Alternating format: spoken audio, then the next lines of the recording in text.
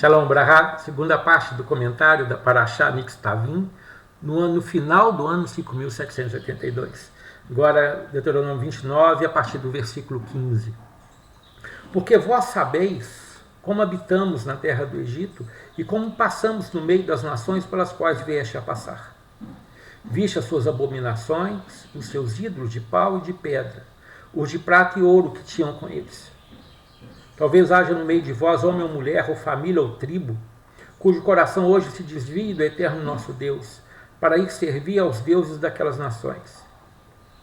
Talvez haja entre vós raiz que produza erva amarga e fel, e aconteça que, ouvindo as palavras desta maldição, se abençoe em seu coração, dizendo: terei paz andando conforme o bom parecer do meu coração. Pois eu acrescentarei àquele que assim pensar o castigo dos pecados involuntários ao dos cometidos voluntariamente. Não quererá o Eterno perdoá-lo, mas então fumegará o furor do Eterno em seu zelo contra aquele homem que fizer isso. E toda a maldição escrita neste livro pousará sobre ele, e lhe apagará o Eterno o nome de debaixo dos céus.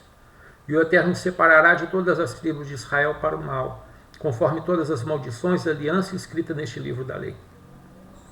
Então dirá a geração vindoura, os vossos filhos que se levantarem depois de vós, e o estranho que virá de uma terra longínqua, vendo as pragas daquela terra e as suas doenças, com que o Eterno terá afligido, vendo que toda a terra foi abrasada com enxofre e sal, e que não está semeada, nem produz, nem nela cresce nenhuma erva, assim como foi a destruição de Sodoma, Gomorra, Admá e Zeboim, que o Eterno destruiu na sua ira e no seu furor.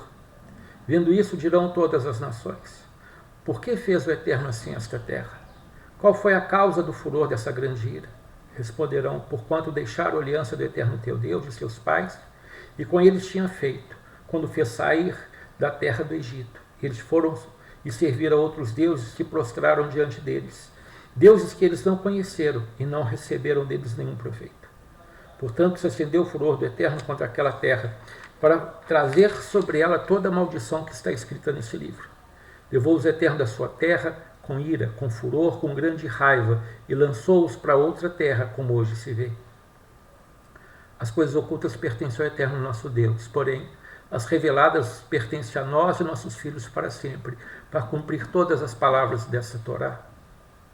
Esse texto ele traz várias explicações, até inclusive da escritura cristã, quando muitas pessoas perguntam o que foi que destruiu Sodoma e Gomorra. Pessoas falam: foi o pecado de usura, foi o pecado da sexualidade. Não, foi a soberba. Se eu não me engano, está no livro de Hebreus falando sobre isso. Porque aqui está falando sobre a erva amarga, erva e fel. Outros também pensam, quando Paulo fala sobre erva amarga, que não haja erva amarga entre vós, não é de amargura, não é de tristeza, não é de falta de perdão, mas sim de arrogância, mas sim de soberba no coração, da pessoa falar: não, eu estou escutando os mandamentos, eu estou escutando tudo que essas pessoas estão falando, né? Seja esses rabinos, seja esses pastores estão falando, mas eu vou andar do jeito que eu quero andar. Ninguém mexe comigo. Né? Eu frequento a igreja, eu frequento a sinagoga, mas eu ando na minha vida do jeito que eu quero, eu pratico o que eu quero, eu sou livre. Eu escutei isso várias vezes.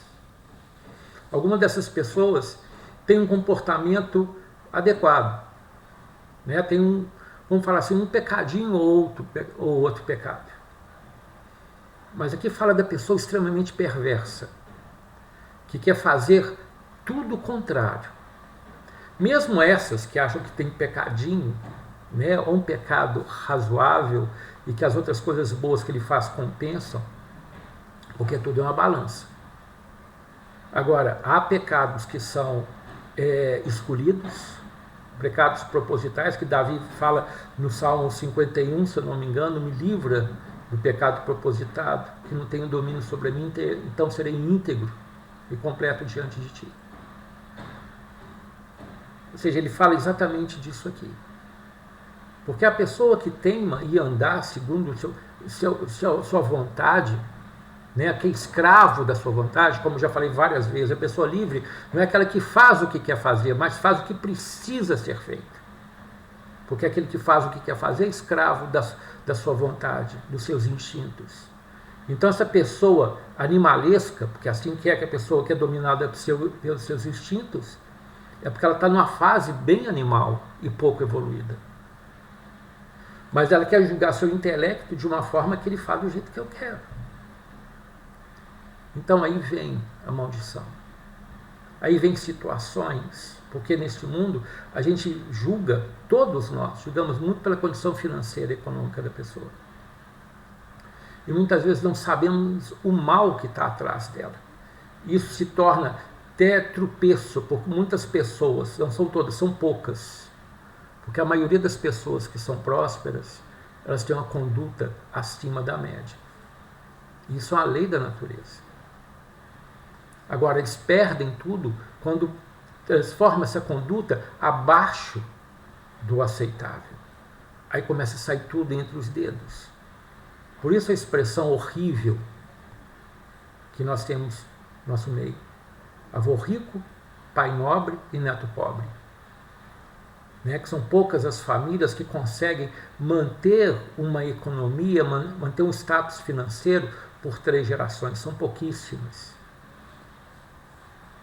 Porque muitos conquistam, mas não sabem passar para os seus herdeiros o temor dessa conquista, o porquê dessa conquista.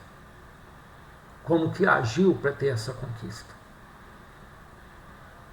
Então aqui nós estamos trazendo um entendimento, a Torá traz um entendimento que se nós ensinamos nossos filhos a temer a Deus, ensinamos nossos filhos a temer os mandamentos de Deus, de andar neles, toda conquista que a gente fizer, seja ela financeira, seja ela econômica, seja em moral, seja em nome, seja em conhecimento, não só vai ser perpetuada, mas vai ser aumentada pelas nossas gerações seguintes. Essa é a grande glória de um pai, fazer um filho melhor do que ele mesmo.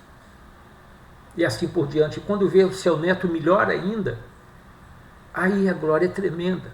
Por isso que a Torá fala, o estrangeiro, quando quiser se converter, ele é chamado de estrangeiro na primeira geração, também na segunda, mas na terceira ele é chamado de Israel, porque ele fez sucessão. Isso que a gente tem que entender, isso que a gente tem que buscar fazer. Nós obedecemos não só por nós, mas por causa da nossa descendência, por causa da nossa família, dos nossos filhos, nossos netos, nossos bisnetos, que a gente possa vê-los e vê-los caminhar de uma forma maravilhosa. Essa é a importância, você ter realmente cuidado com a sua família. E no momento de vida que é tão difícil, que a situação econômica, todas as coisas nos deixam tão vulneráveis. Mas uma coisa qualquer um pode fazer é deixar exemplo de moral, de temor, de entendimento, de busca, de temor e tremor de Deus e dos seus mandamentos. E aqui fala exatamente isso. Se você perde esse temor, se você tem fel, você tem erva amarga debaixo disso, que é isso? É inveja, soberba. A própria estrutura da natureza, a consequência das coisas, das atitudes, vai te castigar. Embora que fala que é o furor do Eterno que vai te pegar, é porque esse furor ele já é externo a ele. Esse furor é a justiça que ele estabeleceu no mundo espiritual. Como eu falei, há tribunais nesses mundos espirituais. Só acima de Atzilut, ou seja, da emanação, é que Deus é absoluto, no sentido que tudo se apaga. Desde o momento de Atzilut, ou seja, da emanação, da Beriá, da criação, e Yetzirá, da construção. E nesse momento que a gente vive, nesse mundo que a gente vive, que é o mundo de Asiá, que é da ação, existem tribunais. Aqui existem os tribunais dos homens e o tribunal da consciência. Acima tem tribunais, sim. Você pode perguntar, é anjo ou são pessoas que foram, não sei. Em princípio podemos falar que são anjos mesmo. Mas o Kabbalah nos mostra realmente de sábios, pessoas maravilhosas que viveram, que julgam lá em cima. Isso é um pouco difícil para o cristão entender. né, principalmente para o evangélico. Mas o judeu entende bem, aquele que tem a alma judia entende bem isso. Mesmo que ele não saiba, mas algum pontinho dentro dele que fala assim, não, isso é certo, isso tem. Então, toda a atitude que nós fizemos, nossos pensamentos, nossas palavras, nós vamos prestar contas delas. Por isso que a primeira coisa que a gente tem que ter é sinceridade, para poder pensar e falar e para agir. E quando nós erramos, e nós erramos sempre, né, cada vez que a gente vai corrigindo, a gente vai errando menos, mas a gente erra. Nós temos que ter consciência desse erro e pedir perdão. Porque não há momento algum que Deus não queira perdoar. Porque Ele tem prazer na misericórdia. E Ele se aplaca com súplicas. Ele se tranquiliza com súplicas. Quando vê que a gente quer pedir perdão, que a gente está arrependido, que a gente quer mudar a nossa vida. Por isso que os sábios dizem que um balde de chuva, ou seja, aquele que pratica o retorno, que busca se restaurar a sua vida, tem um lugar nos céus, seja no Gan Eden, seja onde for, mais alto daquele que nunca pecou. Porque aquele que pecou, ele escolheu largar o mal e se voltar a Deus. Então, o seu caminho de restauração é sofrido, é doído, porque o pecado mata, porque o pecado machuca. O pecado faz uma penca de coisa na vida da gente que a gente não consegue entender, que a gente não consegue sair fora dela. Mas o caminho de restauração ele é tão perfeito, tão lindo, que você vai sendo curado, vai sendo lavado e vai chegando num ponto em que você consegue a paz. E à medida que você é mais limpo, ou seja, você está mais limpo do que sujo, o seu sorriso começa a mudar, a sua alma começa a mudar, e mesmo as situações difíceis, elas se tornam suaves, porque há uma certeza maior dentro de você que você está subindo.